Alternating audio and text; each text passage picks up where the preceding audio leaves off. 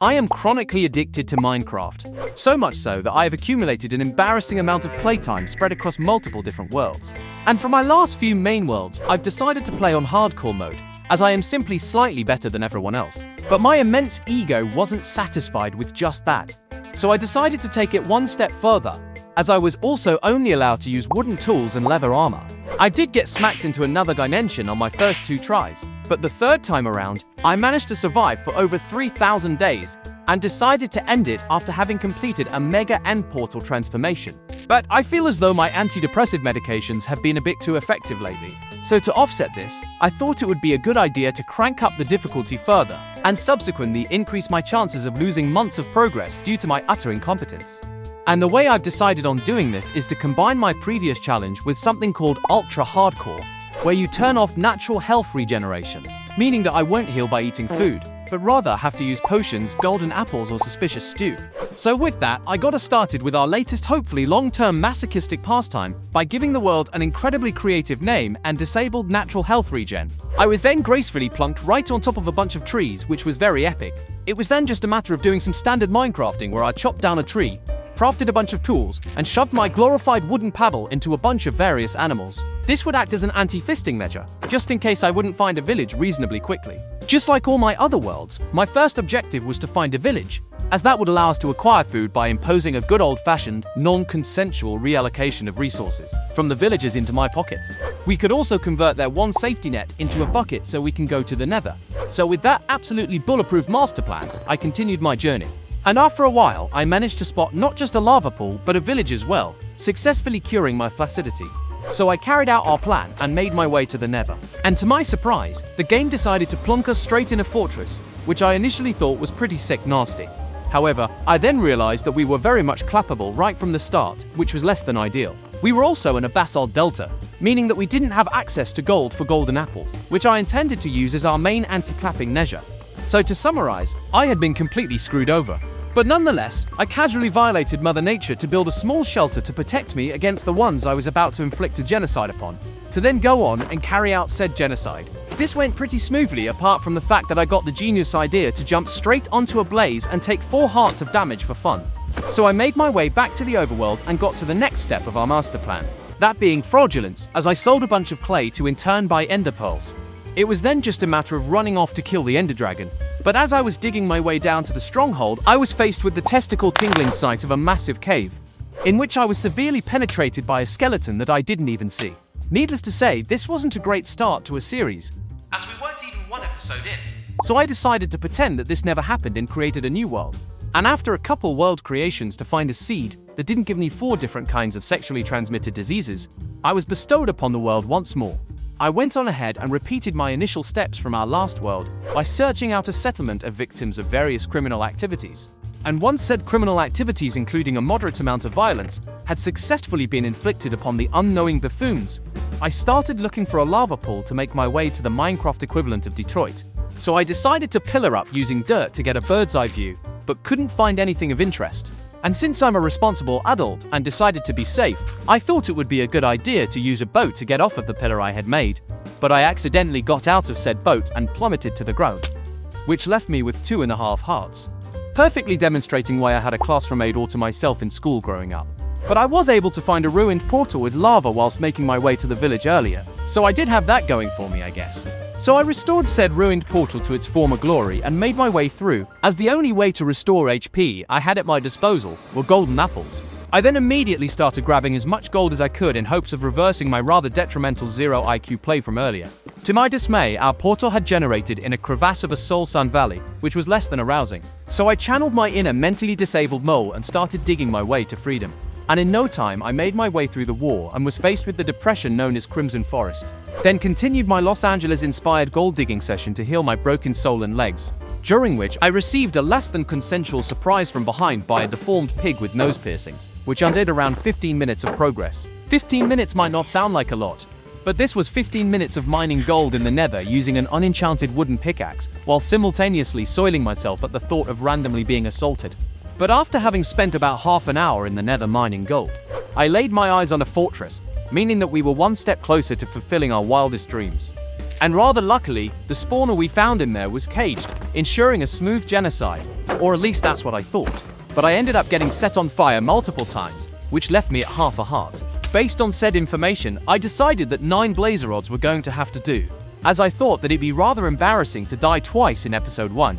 So I got back to grabbing as much gold as I could and made it back to the overworld. It was then just a matter of using the same scheme as before and turning a bunch of clay into pearls so that we could go on to fight the dragon. But now you might be wondering why I'm starting off by going for the dragon in a world that's supposed to be long term. And the reason for that is that I'm rather impatient and spoiled, as I find playing the game without wings and shulker boxes rather annoying. I personally like being able to explore a bit to find a decent spot for our starter base. And doing so without shulker boxes and wings is about as pleasant of an experience as being intimate with a pencil sharpener.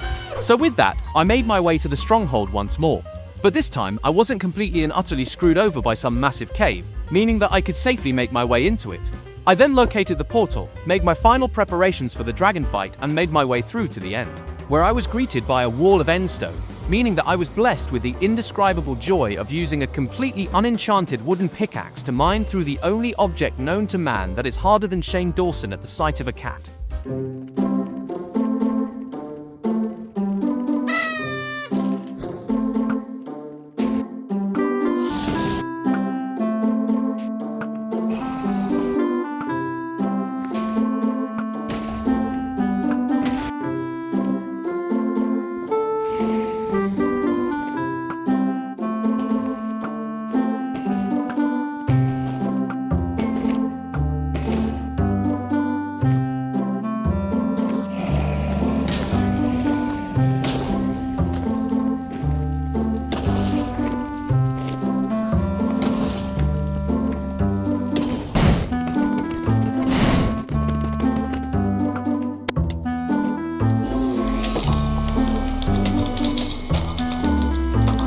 Once the dragon had been slain in an incredibly epic manner, I gobbled up her bowls, watched the egg get gobbled up by the portal, and had the gateway gobble me up. And rather luckily, I found an end city with a ship immediately, which was very epic. But since I didn't have any armor and couldn't heal using food, I thought it might be a good idea to only go for shulkers I could take out with my bow from a distance. After all, bullying is the best when they can't fight back. So I grabbed my very first set of wings and flew off in hopes of finding an end city for more shulker shells and hopefully another elytra. I did find another city, but it didn't have a ship. However, this was fine, as not having this go my way is basically the norm at this point.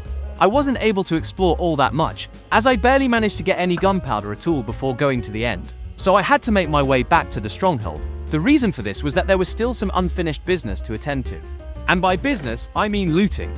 Another major reason as to why going to the dragon as quickly as possible is extremely convenient is that we get access to a borderline obscene amount of books, which can be sold to librarians. This means that we have access to enough emeralds to get us fully kitted out with fully enchanted tools and armor, which will hopefully help us not get absolutely demolished out of nowhere as easily. But this also meant that I had to spend my time breaking 2 libraries worth of bookshelves using unenchanted wooden tools. This was just as fun as you may imagine. As I had been looking for the libraries, I had managed to get my hands on some more gunpowder.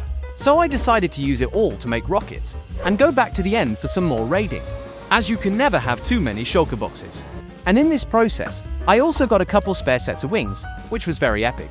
Now that I had everything I had set out to get my slimy and greedy hands on, it was time to find a place we would come to call home for our early days. This is when I realized that it might not have been a good idea to use all of my rockets for end raiding, as I barely had any left at this point.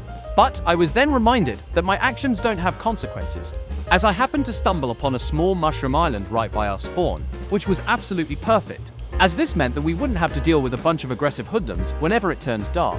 So I went ashore and got to work immediately. As some of you might be aware, mushroom islands are about as aesthetically pleasing as a motorcyclist after a traffic accident. So I cleared out all of the large mushrooms and flattened out an area where we'd be building our starter house later on. Since mushroom islands are so disgusting, I decided to get rid of all mycelium by turning it all to path blocks, to in turn use a bed to turn it back to dirt. That way we could convert everything to grass. I know, I'm a genius.